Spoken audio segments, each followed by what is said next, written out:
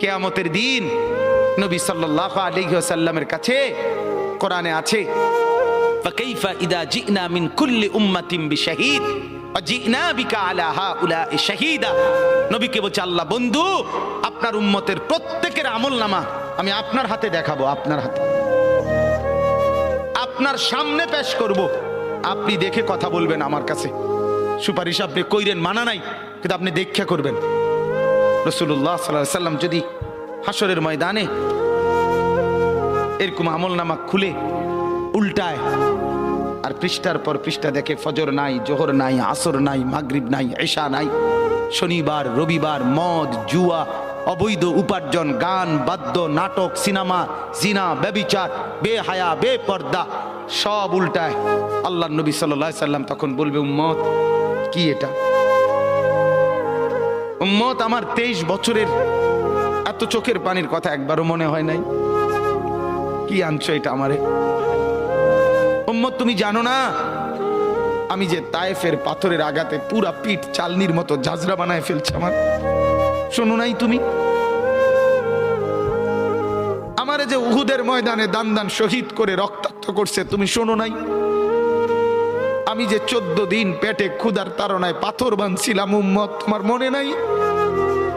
একবারও শোনো নাই আমার ক্ষুধার কষ্ট, আমার পিঠের ব্যথা, আমার দাঁতের ব্যথা, আমার কাঁধে 2টা কড়া ঢুকে গেছে উম্মত।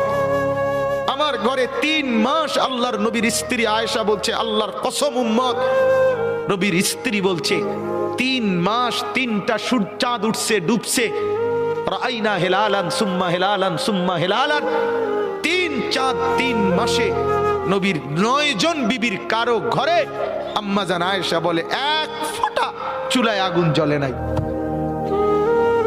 মা আওকাদাত ফি আবিয়াতে রাসূলিল্লাহ নারুন, নবীর একজন বিবির ঘরেও আগুন জ্বলে নাই। আল্লাহর নবীর স্ত্রী আয়েশা একদিন বলছিল নবীকে, পিঠে হাত বুলাইয়া, ইয়া রাসূলুল্লাহ, স্বামী আপনার পিঠ ছিদ্র ছিদ্র কেন?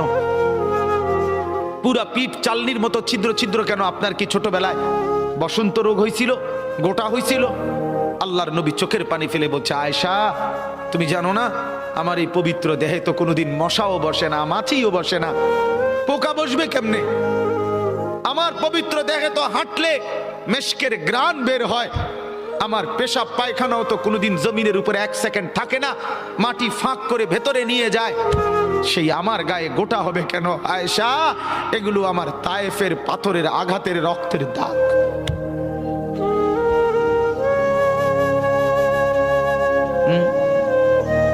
বলো না বাপ, কিছুই মনে হইল না? এভাবে ভুলে গেলেন, ভুলে গেলেন?